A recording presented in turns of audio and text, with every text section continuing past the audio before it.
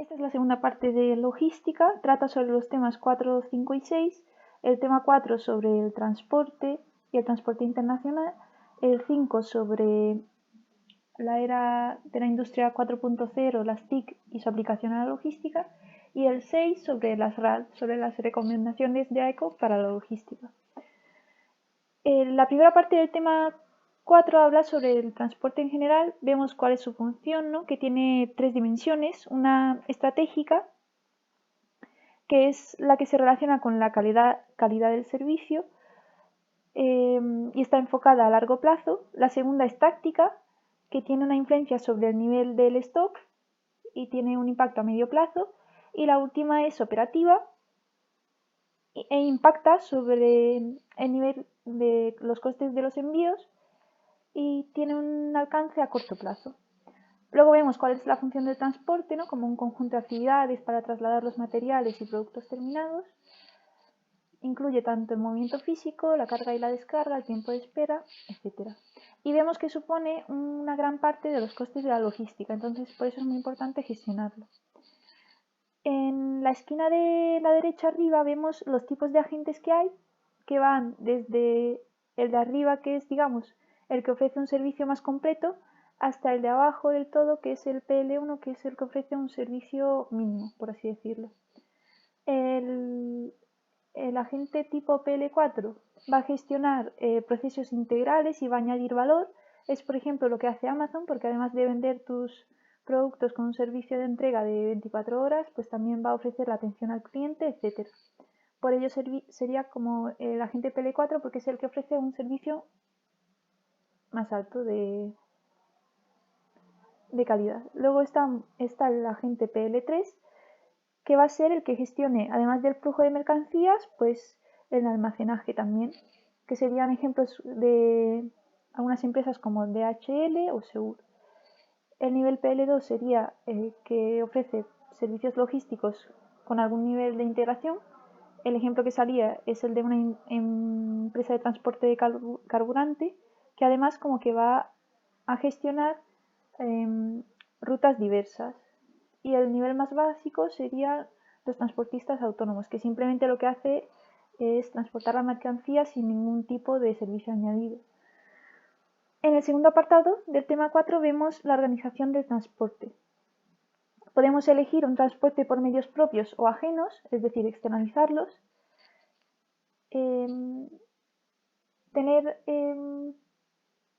Gestionar nosotros mismos el transporte nos va a beneficiar en el sentido de que vamos a poder coordinar los trayectos cuando nos venga mejor y las entregas. Y se utiliza mucho en el servicio puerta a puerta.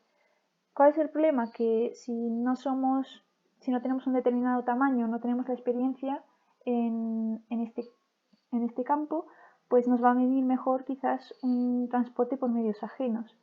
Contratar ya sea un vehículo o un vehículo con los servicios adicionales, con carga completa, es decir, el vehículo entero o fraccionada, es decir, simplemente que nos transporte algunos productos pero que no complete la carga del vehículo, entonces esa empresa se va a encargar de completar esa carga con los productos de otras empresas. Luego tenemos distintas fórmulas. Según la regularidad puede ser continuo, es decir, pues el transporte que se lleva a cabo ya sea por tuberías, por canalizaciones,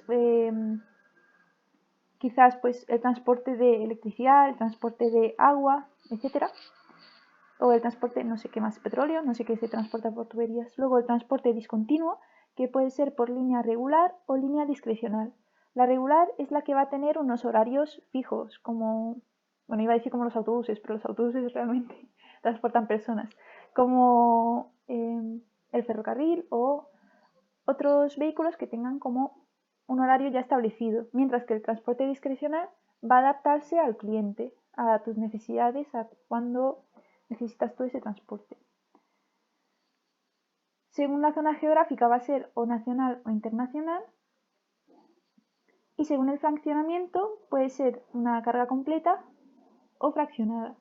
Completa es que tiene un origen y un destino, todas las mercancías igual, mientras que la fraccionada pues quizás recoja mercancías de distintos orígenes o en el destino pues tengan destinos distintos, entonces no va a cargar y descargar toda la mercancía al mismo tiempo, y eso tiene que tenerlo en cuenta a la hora de dónde va a localizar esa mercancía para no tener que descargarlo todo, sacar una mercancía del fondo, luego volver a cargarlo. Tiene que optimizar esa carga del vehículo.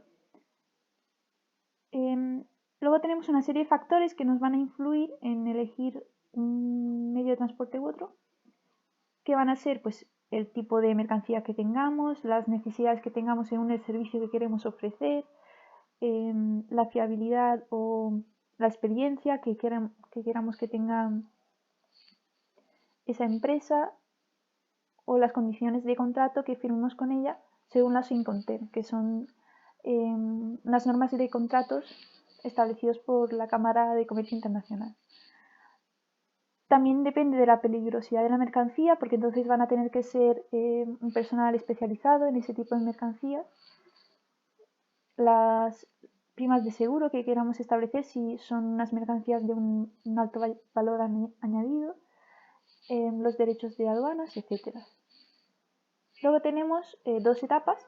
En la operación de transporte, cuando el vehículo está quieto, pues va a ser la etapa estática o de preparación mientras se carga la mercancía, y otra etapa dinámica o de movimiento, cuando ya se ha cargado la mercancía y se dispone a desplazarse. Los agentes están en esta tabla de la izquierda, donde vemos que hay 12 tipos de agentes. Está el cargador, que es el que contrata en transporte y da la mercancía; el operador, que es el que media entre los transportistas y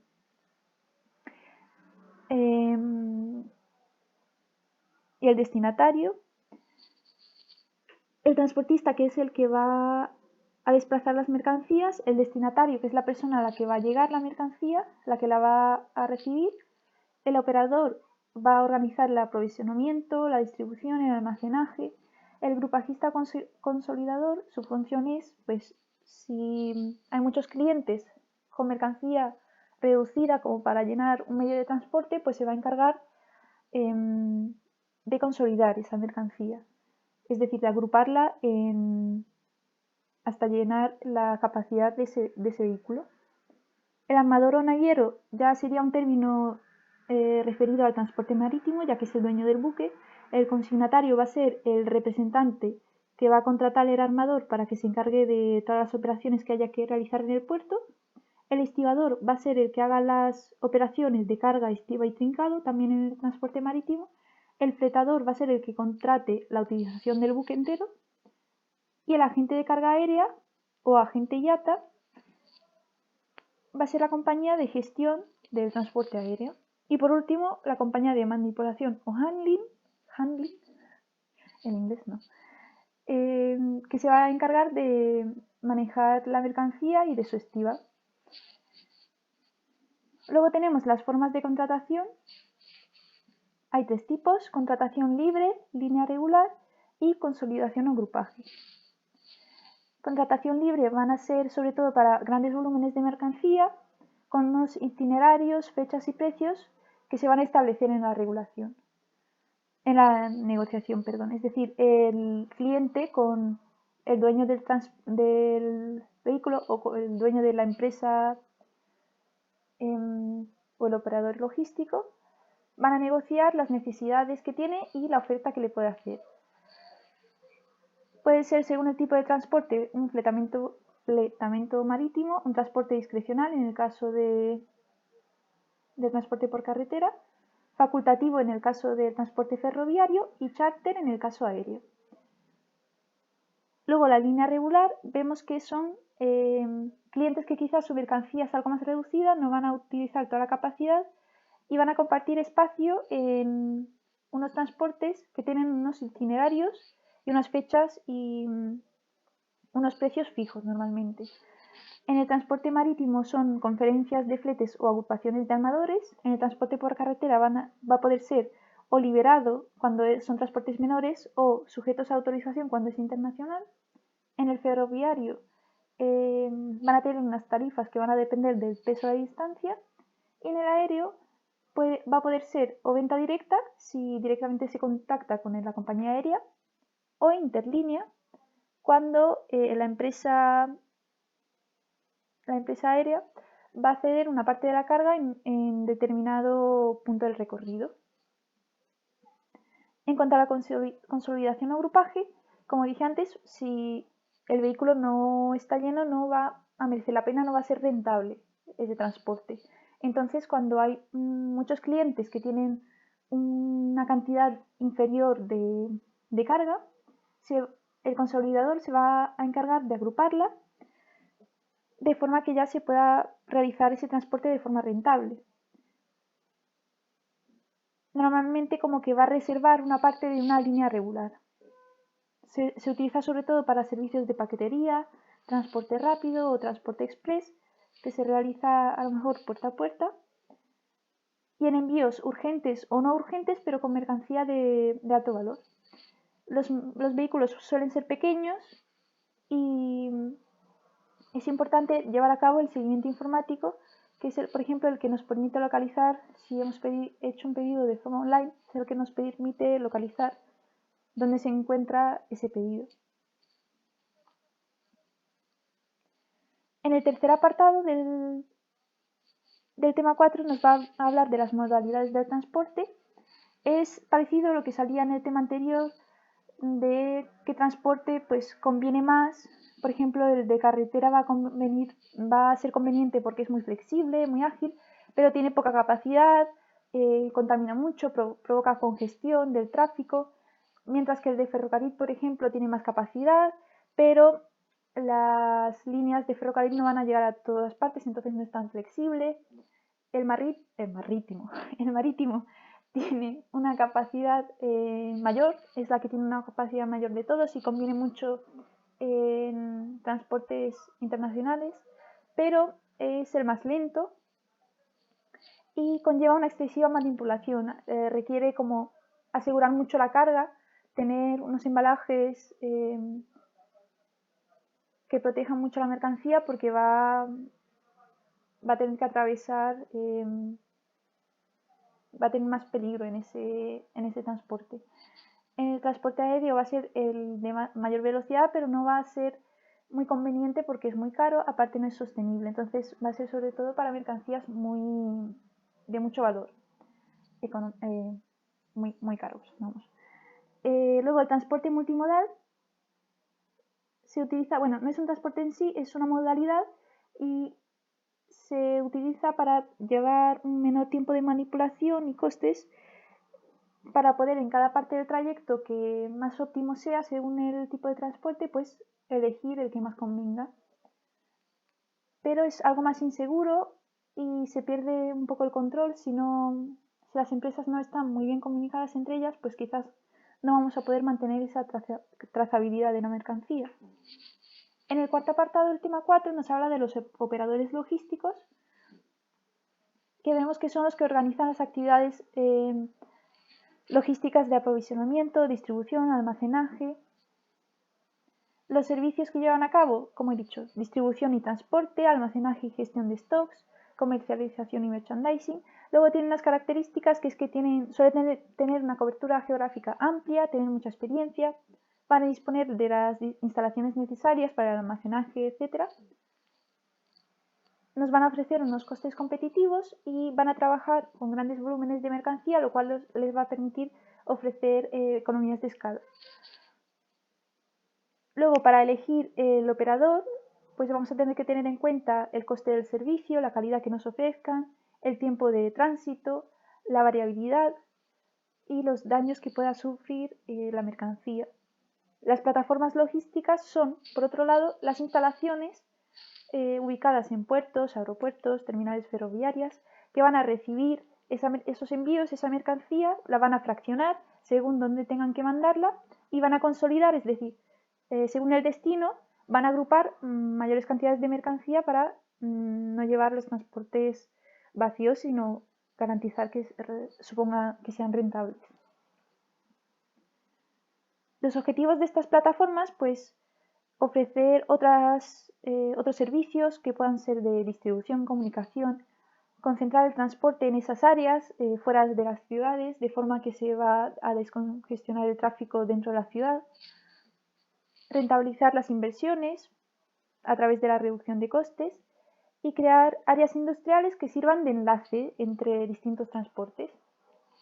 Luego los sistemas de información logística, o EDI, que significa Electronic Data Interchange, va a agilizar y abaratar la comunicación entre operaciones logísticas y va a ayudar además a eliminar errores, evitar trabajo inútil, permitir que el cliente reciba más información y más rápido, y va a reducir también los costes de las funciones administrativas.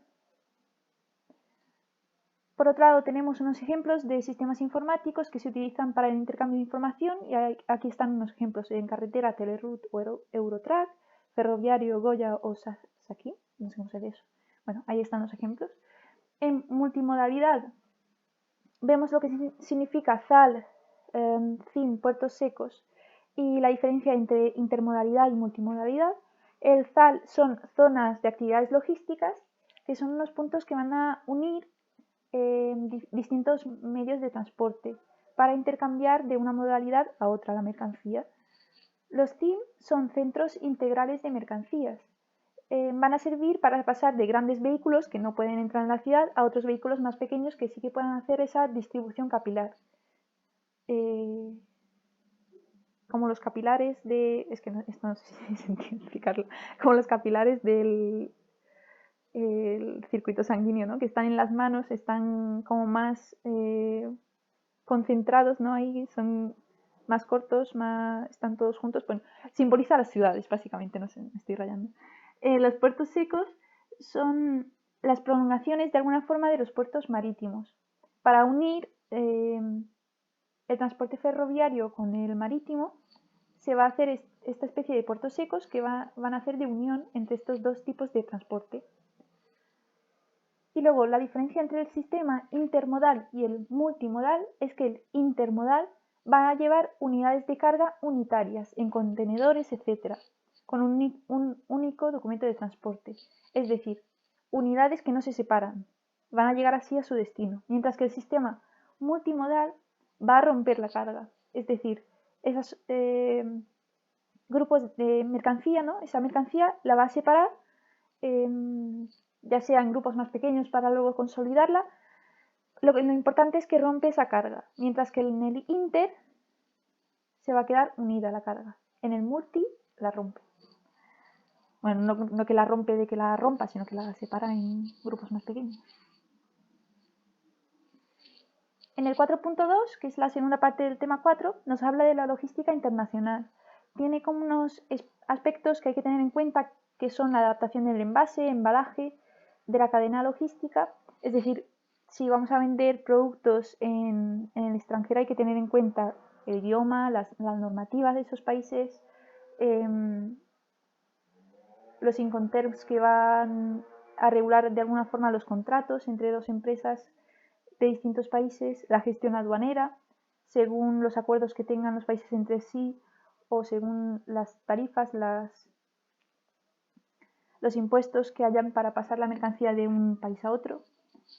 Unos factores que van a limitar el comercio internacional van a ser la desconfianza e inseguridad, es decir, no me voy a fiar quizás de una empresa de un país extranjero que no conozco su reputación, a lo mejor no es tan famosa en mi país. Cada país va a tener sus normas propias en el mercado, incluso legislaciones diferentes. Quizás en países asiáticos la normativa para determinados juguetes infantiles no va a ser tan estricta, mientras que luego si importamos esa mercancía, esos juguetes a España, como está dentro de la Unión Europea y tiene unas normativas muy estrictas en cuanto a los juguetes infantiles para que los niños pues no se ahoguen con esos juguetes o no se hagan daño con ellos, va a suponer un problema. Entonces todo eso hay que tenerlo en cuenta. Las necesidades de adaptar el producto a los gustos de cada país, el precio y la forma de distribución. Quizás haya algunos países más acostumbrados al comercio electrónico, otros más acostumbrados al comercio offline de forma presencial. El transporte internacional siempre va a suponer más costes. La influencia de relaciones políticas que haya entre un país y otro. La ubicación óptima de la empresa que contratemos quizás del exterior, pues siempre va a ser más difícil que si contratamos una empresa de nuestro propio país. Luego, las relaciones en cuanto a gestión aduanera. Por otro lado, se tiende mucho a externalizar, es decir, subcontratar o contratar de forma externa los servicios de transporte internacional. Es decir, normalmente no va a ser la misma empresa de un país la que se va a encargar de transportar la mercancía a otros países, sino que normalmente va a contratar ese servicio a otras empresas. Esto tiene unas ventajas de reducir costes, convertir los costes fijos en variables, optimizar recursos, poder dedicarse en lugar de al transporte pues a la actividad que mejor se le dé a la empresa, pero tiene unos inconvenientes, que es la dificultad de encontrar la empresa ideal, más costes. Si nosotros ya somos empresas logísticas, pues a lo mejor podemos hacer este transporte de una forma más barata que si se lo contratamos a otra empresa, depende de a qué se dedica nuestra empresa. Se pierde autonomía porque ya dependemos de otra empresa, y van a ser a veces relaciones complejas a través quizás de un operador logístico. Se tiende al Third Party Logistics, que es una empresa exportadora que va a subcontratar operaciones de su cadena a proveedores logísticos a la hora de internacionalizar la empresa.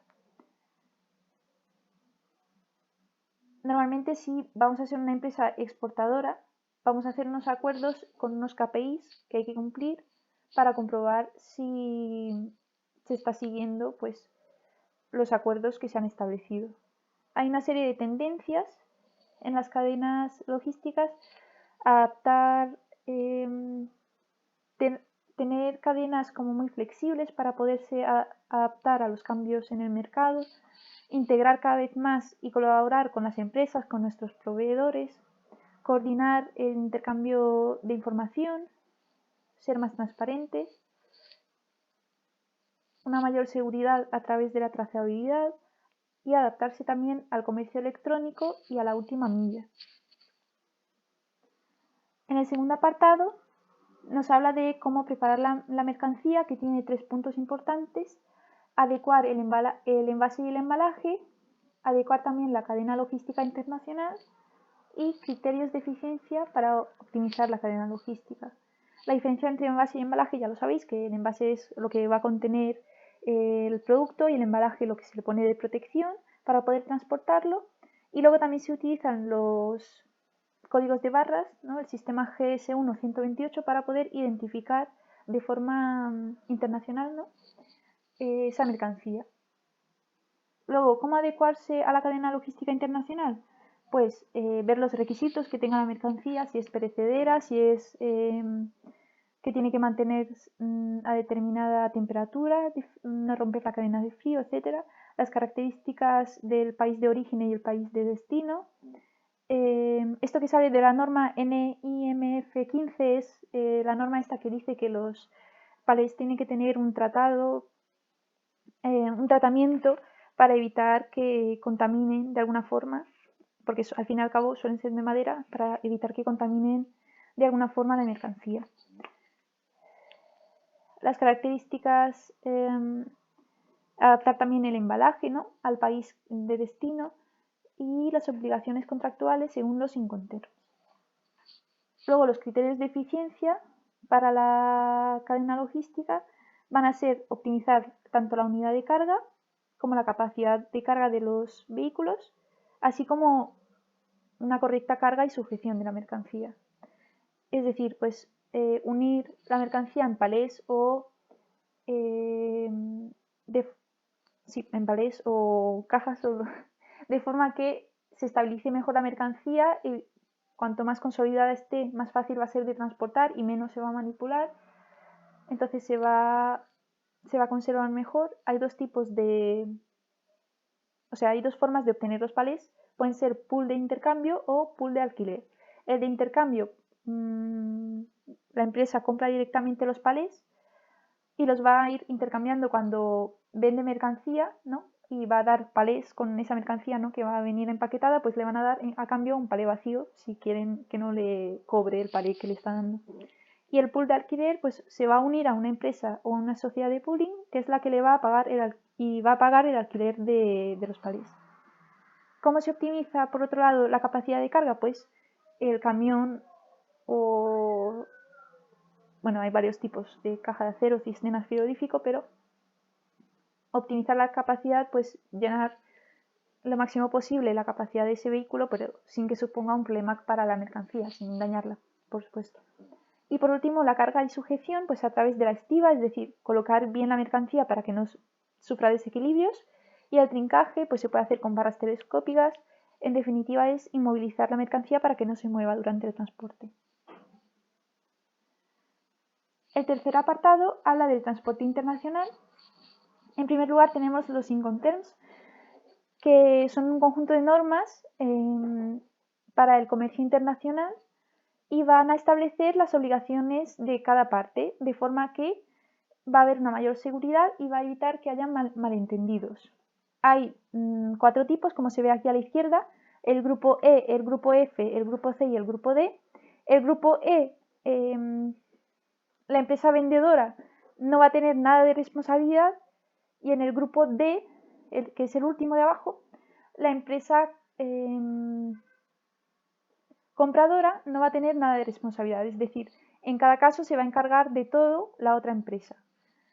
En el grupo E dice entrega directa a salida, es decir, en cuanto has terminado de fabricar tu mercancía o de comprarla y la tienes en tu almacén, la empresa que te va a comprar de otro país va a venir hasta el tuyo, va a recoger la mercancía de tu almacén o lo que sea y se lo va a llevar a su país y se va a encargar de las aduanas de los 2 países, etc. Entonces esto no conviene porque, digamos, le dejamos mucha carga a la empresa que nos compra la mercancía, de forma que perdemos el control de la cadena de suministro y no sabemos lo que va a poder pasar en el transporte. Y vemos que el único tipo que hay es el EXW, que es ex-works. Luego el grupo F es entrega indirecta, es decir, no se lo vamos a entregar en su país, vamos a dejárselo en estos lugares que nos especifica aquí, y no vamos a pagar el transporte principal. Hay 3 tipos, los 2 en azul son que pertenecen al transporte marítimo. Puede ser franco transportista el primero, franco al costado del buque y franco al bordo del buque. Nos especifica dónde vamos a dejar la mercancía. Es decir, que el transporte en el buque, no, o sea, en el transporte marítimo no nos vamos a hacer cargo, es sin pago del transporte principal. Luego en el grupo C vemos que es entrega indirecta con pago de transporte principal. Hay 4 tipos, los 2 últimos son del transporte marítimo. En el primero nos hacemos cargo del transporte. En el segundo nos hacemos parte del transporte, o sea, nos hacemos cargo del transporte y del seguro. En el tercero, coste y flete. Y en el último, coste, seguro y flete. Estos 2 últimos son del transporte marítimo. Y en el grupo D, que es el que más responsabilidad supone para la empresa vendedora, sería entrega en terminal, entrega en lugar o entrega con derechos pagados. Normalmente el primero y el último del todo, o sea, el EXW y el DDP, no se recomiendan porque dejan mucha responsabilidad para el otro, y normalmente lo aconsejable es que cada empresa se haga cargo de la aduana de su propio país, porque va a entenderse mejor con los respectivos agentes de aduanas. Luego, se suelen actualizar los Incoterms cada 10 años por la Cámara de Comercio Internacional. En este caso, los que hay aquí son de 2010 y presentan unos Incoterms para el transporte marítimo, que son esos 4 que están marcados en azul, y el resto son multimodales para el resto de transportes. Van a establecer las obligaciones del vendedor y el comprador, obligaciones generales, licencias, quién hace la entrega, la entrega de la recepción, la transmisión de riesgos, etc. Luego, ¿qué criterios seguimos para elegir un Incoterm? Si hay una situación de una complejidad muy grande, pues es mejor que elijamos un Incoterm que nos suponga menos responsabilidad. Cada parte, como he dicho antes, es mejor que se haga cargo de las aduanas de su propio país y que cada parte haga la parte del transporte que pueda hacer a menor coste, porque así el producto final va a tener un menor coste añadido, entonces va a ser mejor de cara a vender al público. ¿Qué vamos a tener en cuenta para seleccionar el medio de transporte? El origen y los países de origen y destino, los requisitos de envío de la mercancía, porque quizás sale más barato un determinado transporte, pero si la mercancía requiere una entrega muy rápida para que no pierda calidad, pues vamos a tener que quizás elegir un transporte más caro. También hay que tener en cuenta las características operativas y prestaciones de cada transporte y su coste. Luego, el seguro de transporte internacional es un contrato que va a comprometer que va a asumir los daños en caso de que haya pérdidas, daños, etc. Es de contratación voluntaria y en el ámbito internacional pues sigue el ICC, que es el Institute Cargo Clauses. Qué mal lo paso. Aquí salen como especificaciones de cada tipo de transporte. Por carretera, pues regulado según el convenio CMR, que suele llevar una carta de porte CMR, determina que la responsabilidad es el del transportista, excepto fuerza mayor. Luego por ferrocarril, que lleva la carta de porte CIM, puede ser por liberalización. Se me ha ido. No sé hablar. La Unión Europea ha decidido como liberalizar el transporte por ferrocarril y mejorar su infraestructura, debido a que es más económico y más sostenible. Se puede contratar con un régimen facultativo, un régimen regular y a través de operadores de transporte combinado o directamente a las empresas ferroviarias. Puede ser acompañado, es decir, que tenga un semirremolque, o no acompañado, que sea una única unidad de carga. Luego el marítimo se puede contratar directamente a la empresa naviera o consignatario o con intermediarios, es decir, operadores logísticos. Se rige por la Ley de Puertos del Estado y de Marina Mercante y hay estos tres convenios que son las que lo regulan. Las reglas Haya-Visby, reglas de Hamburgo y de Rotterdam. Y se utiliza el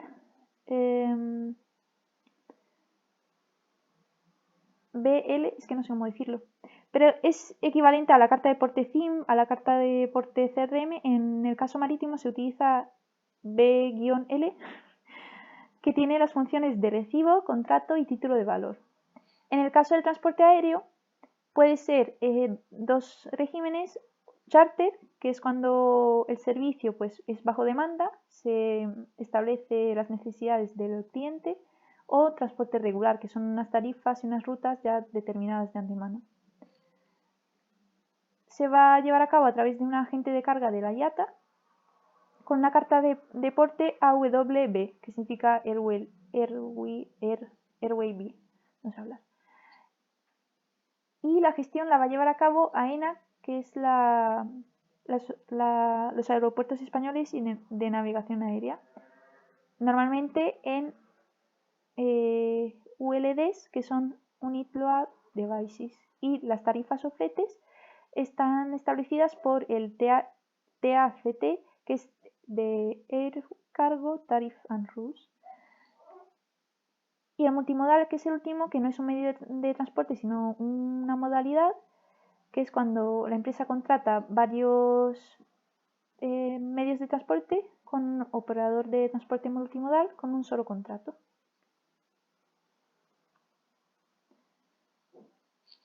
El cuarto apartado nos habla de las aduanas, que tiene la función del control de las barreras de comercio internacional. Hay dos posturas, ¿no? Puede ser que se sitúen en el libre comercio, es decir, libertad para comerciar, aunque hayan fronteras, y el proteccionismo, que lo que va a hacer es restringir el comercio internacional para beneficiar a su propio país. Y luego, según las formas de integración, hay estos 4 tipos de estrategias, ¿no? Puede ser un acuerdo preferencial, un área de libre comercio, una unión aduanera y un mercado común.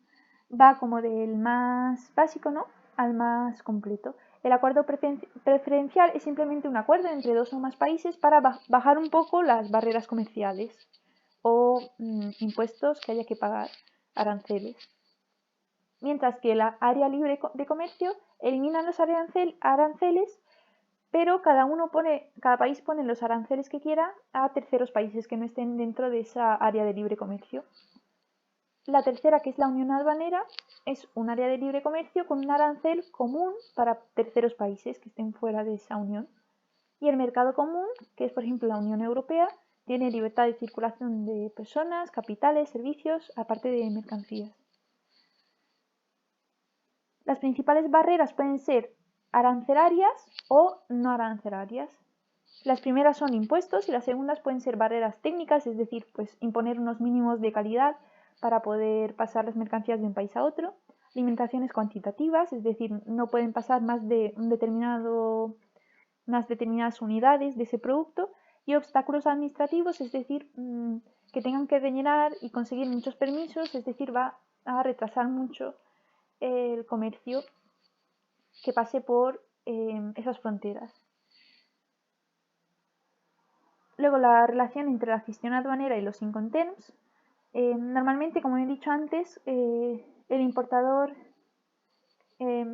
cada uno se va a encargar de la gestión de sus propias aduanas, pero si van a adoptar la estrategia EXW y DDP, no significa que el otro haya de desentenderse, sino que le tiene que ayudar con la documentación.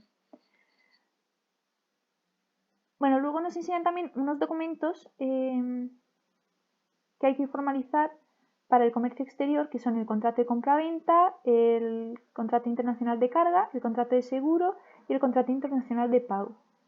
Y luego 2 documentos que son el NOPIC, notificación previa de importación para carácter nacional, y el DOBI, que es un documento de vigilancia comunitaria. En el quinto apartado nos habla de cómo afectan las nuevas tecnologías en cuanto al traspaso de información. Vemos que es un aspecto clave, ya que va a permitir pues, coordinar los flujos de materiales, reorganizar las operaciones internas. Hay 2 tipos, digamos, de comunicación: el B2G, que es de las empresas al gobierno, y sobre todo a las aduanas, y el B2B, que es entre empresas. El primero, pues vamos a ver que a través del NCID, que es el nuevo sistema informatizado de tránsito de documentos, va a permitir no usar más papel. En España es pionera en su implantación, la tienen todas sus aduanas, y en la Unión Europea se han implantado pues, la automatización de la seguridad con los escáneres. Por otro lado, la conexión entre empresas ha sido posible gracias, en primer lugar, al EDI, intercambio electrónico de datos, que es el precursor del comercio electrónico, y gracias a Internet se ha podido extender con mucha más velocidad de una forma mucho más económica que anteriormente. Y va a ser necesario también, pues, a través de bases de datos, conectarse con los transitarios y los operadores logísticos para poder garantizar así la trazabilidad de los productos, es decir, en cada momento saber en qué lugar se encuentran. El quinto tema, vamos a ver, el quinto y el sexto realmente yo creo que es sobre todo los informes que hemos visto en clase. Creo que va a preguntar sobre todo de ahí, porque hemos visto muchas cosas relacionadas con estos temas, con la logística en la era de la industria 4.0, y también las recomendaciones, las RAL, las hemos visto sobre todo a través de trabajos. Entonces, esto un poco por encimilla realmente. El primer apartado nos habla de cómo se han difundido las TIC a partir de los años 90, que han permitido que se dé las e-logistics. Con la cuarta revolución industrial que ha llegado el Big Data, el Internet of Things, la robotización, la inteligencia artificial, y el blockchain o cadena de bloques, que es un registro compartido invariable de información, que cada transacción va asociada a un activo. Entonces, cada integrante lo que va a hacer es verificar la información de forma que va a permitir el tráfico de datos sea mucho más seguro. Luego, en cuanto a las redes de empresa, vemos principalmente que las TIC han servido para coordinar, tener un suministro más visible y flexible, la trazabilidad. Las EDI, en un primer lugar, se implantaban, digamos, por redes privadas. Entonces, con cada proveedor o con cada cliente había que implantar como un programa distinto para poder tener este sistema de intercambio de información. Entonces eso era muy costoso, pero con la llegada de Internet ha permitido que las EDI se puedan transmitir programas a través de Internet. Entonces ha permitido que muchas más empresas lo implanten de una forma más eficiente y además se ha estandarizado. Luego, en cuanto al comercio electrónico de la logística, hablan del B2C y el B2B, con unos requisitos en cada parte. En el primero, la exigencia del cliente. El cliente cada vez es más exigente y si una empresa le ofrece unos servicios a un determinado precio, pues va a esperar que todas las empresas hagan lo mismo. Va a posibilitar el stock cero, la entrega domiciliaria, la escalabilidad, es decir, poder adaptarse a grandes crecimientos en la demanda, la capilaridad, es decir, vamos a tener muchos pedidos de muchos clientes, pero poca cantidad de producto. Entonces vamos a tener que ser capaces de gestionar eso. Y la globalidad, vamos a tener pedidos de varias partes del mundo. Y la integración y las devoluciones, que es muy importante saber gestionar la logística inversa. Luego con el B2B vamos a tener incertidumbre, dificultades de tipo operativo, requerimientos de información. Muchas empresas lo que les va a pasar es que quizás desconfíen implantar sus servicios en marketplaces porque van a pensar que van a obtener menos beneficios o menos márgenes que quizás vendiéndolo directamente de forma física, ¿no? Luego en el cuarto apartado nos habla de la cadena de valor con dos conceptos importantes, el e-procurement y el e-fulfillment. El primero es la forma en la que se da la orden de compraventa mediante Internet y el segundo es los procesos que garantizan que se pueda entregar ese pedido en las condiciones que se habían prometido. En el e-procurement va a beneficiar al comprador, ya que le va a suponer menos costes, al operador, ya que va a generar economías de escala y va a poder dar servicios adicionales al cliente, y al vendedor, ya que va a ampliar su mercado real a través de Internet. Y luego en el e-fulfillment vamos a tener retos como que vamos a tener un gran número de órdenes, es decir, un gran número de pedidos, y van a tener mucha dispersión geográfica. Entonces vamos a tener que ser capaces de gestionar la logística para que les llegue el producto prometido. Y va a haber una gran variedad en las necesidades de cada cliente. Quizás cambien la orden, que habían hecho un pedido y cambian en el último momento y lo vamos a tener que cancelar y gestionar toda la logística inversa. Y hay que tener en cuenta pues algunos aspectos como la distribución, determinar el plazo de entrega, los sistemas de inventarios para gestionar los stocks, el e-payment, tener aplicaciones que nos permitan el pago electrónico y el CRM o el servicio postventa que le vamos a dar al cliente. En el quinto apartado nos habla de una serie de tecnologías que se aplican a la logística. El EDI o intercambio electrónico de datos, Internet, paquetes de programas, sistemas de gestión de almacenamiento, planificación de itinerarios, gestión compartida de abastecimiento, gestión de la relación con el cliente, los sistemas de recogida de datos, paquetes de programas de gestión integrada. Esto sobre todo saberse unos cuantos y saber dar ejemplos de cada uno y probablemente si habéis tenido trabajos en clase, pues ya sepáis algunos ejemplos de noticias o de algunos ejemplos reales que hayáis visto en los trabajos, de los códigos de barras, chips electrónicos, sistemas de radiofrecuencia. Luego, en el sexto y último apartado, nos habla de sistemas de información, cómo afecta a la cadena de aprovisionamiento. Tenemos el FRP, que es el Enterprise Resource Planning, que va a buscar asegurar que las decisiones que tome la empresa se basen en esa información. Para conseguir la eficiencia, pues vamos a tener que tener una información integrada, sincronizada, un flujo coordinado del trabajo y aplicar quizás nuevos modelos de negocio. Algunas oportunidades son la reducción de los precios de adquisición, los costes de compra, una mejor gestión del stock y un mayor aprovechamiento de los recursos humanos, porque quizás si aplicamos algunas tecnologías de las anteriormente mencionadas, pues vamos a tener los trabajadores más libres para que puedan llevar otras actividades que añadan más valor a nuestro producto o a nuestro servicio. Y luego algunos retos, pues conocer las oportunidades de las TIC, redefinir los procesos, alinear los objetivos y llevar a cabo las inversiones, porque esta tecnología que hemos mencionado pues va a requerir grandes inversiones y vamos a tener que ver realmente si es factible y si realmente nos va a merecer la pena incluirlas en nuestra empresa. Y el sexto tema sí que creo que es totalmente los informes. Entonces, un poco por encima, AECOC era la Asociación Española de Codificación Comercial y es la que se encarga de promocionar unos estándares de ejecución en cuanto, pues en este caso, el campo de la logística, y va a tener representantes tanto de clientes, sectores, pymes y grandes empresas. Entonces va a tener como una visión muy realista y los estándares que va a ofrecer son realmente pues con todos estos miembros que han estado de acuerdo, ¿no?, para implantarlos. El plan que ha establecido actualmente dura hasta 2023 y tiene 6 ejes, que son los que se ven ahí, y los que están subrayados son los que tienen mayor importancia, que son las capacidades digitales y la omnicanalidad, la sostenibilidad y la eficiencia y excelencia operacional. Luego, el concepto de RAL son los conjuntos de acuerdos y compromisos adquiridos por las empresas asociadas a ECOC, que tienen una visión global de la cadena de suministro.